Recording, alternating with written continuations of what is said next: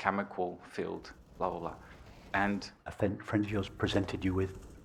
a sweet cake, but very chemically stuffed, blah, blah, blah. So it will be clear.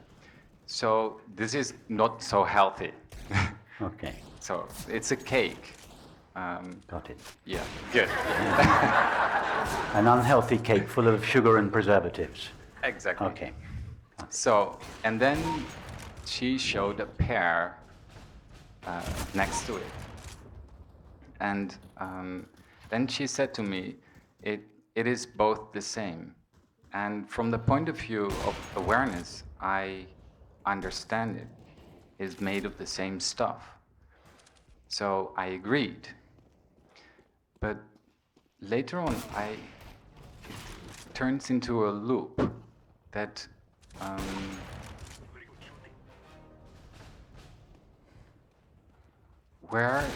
how do we make choices of what is healthy or not?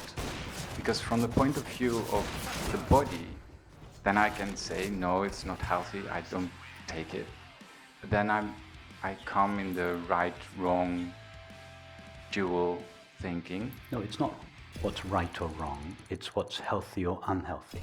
Yes. You don't have to add right or wrong to it. It's which is healthiest for the body. Yeah. A piece of cake full of sugar and preservatives or an organic pear. Well, it's a no-brainer. Just go for the pear. Yeah. Just go for the pear and get on with your life. Don't make an issue about it. So in a way, I think the same, but there is something that won't find or solve it, or the ground. How do I say it?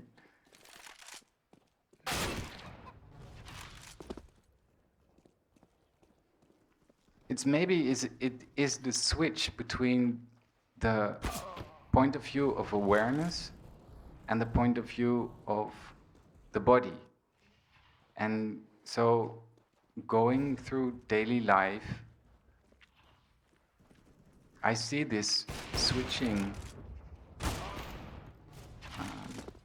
more often, and then I don't know how to make choices, and that it is rooted in the understanding. So I hope I make myself clear. It's true that from the absolute point of view, there is no preference, no choice. Yeah. But actually, from the absolute point of view, there aren't things called pears and cakes. So at the absolute level, that this discussion doesn't pertain. It's at the relative level that this discussion exists. At the relative level of thoughts, images, feelings, the body, the world, and at that level, that there are differences between things. The absolute level, that there are no things for there to be differences between. But if there are things, there are differences between them. You're getting stuck in a kind of neo-Advaita, kind of pseudo-Advaita bind. You have to be consistent. If there are things, there are differences between them. If there are two objects, a cake and a pear, we are admitting that there are objects, there are things. Even the fact that we can call them a pear and the cake shows that we do think there are differences between them. So it's then just pseudo-Advaita to say, well, there's no difference between them, everything's just the same. Well, if there was no difference between them, what are you calling a cake and what are you calling a pear? So this is an example where the finite mind, it has trying to have a foot in both camps. It says there are things, it's at the finite level. There are things and there are differences between them. We call one thing a carrot, a pear, and one thing a cake. And at the same time, claiming the absolute point of view. From the absolute point of view, there are no objects. There's nothing finite from the point of view of infinite consciousness. So this is an example of the separate self pretending that it is standing as infinite awareness and trying to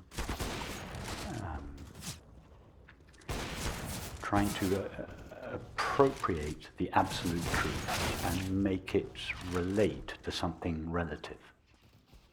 So you have to be consistent.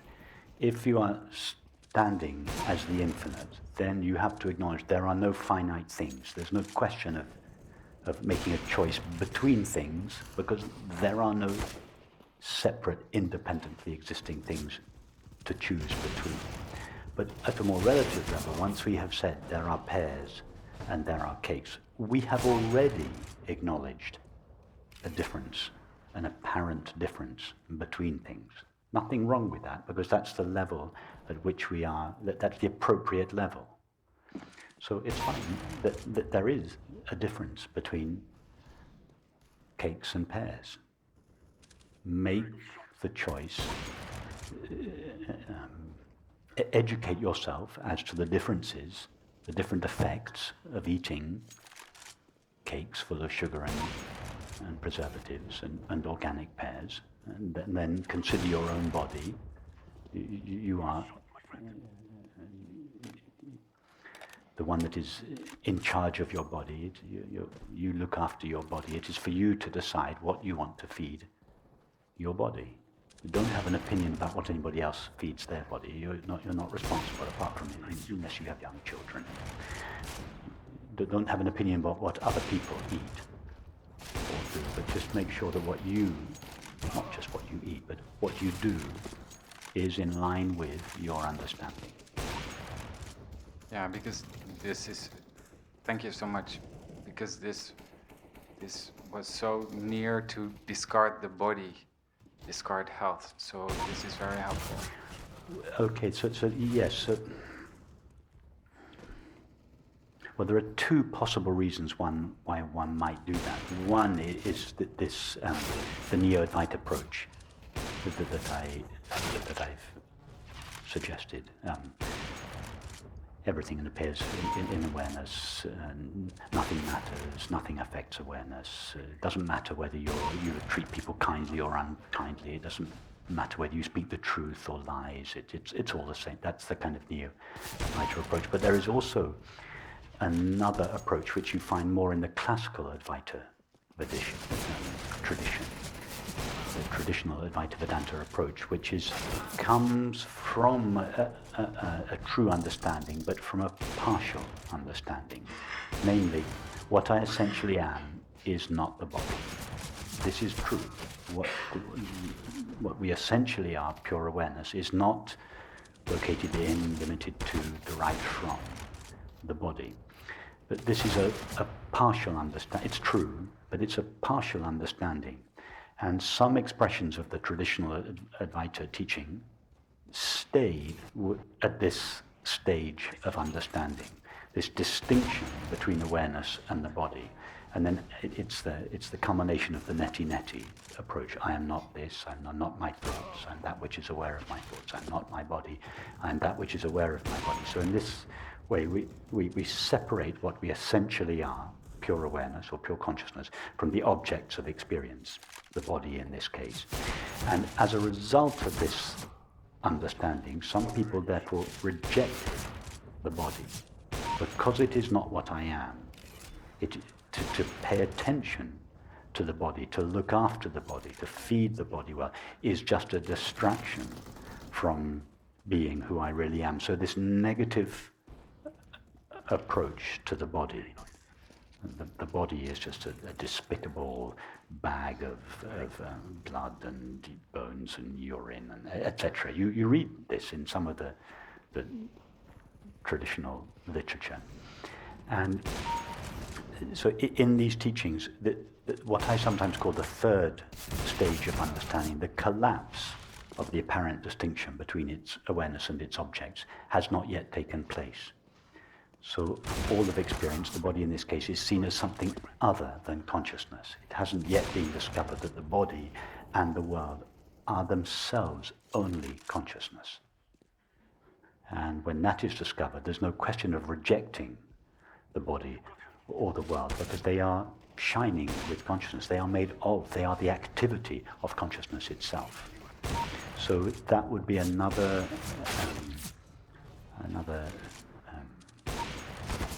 area. Some traditional expressions of the Advaita teaching have this very body negative and indeed world negative approach, this denial or rejection of embodied experience. Thank you. It's very helpful.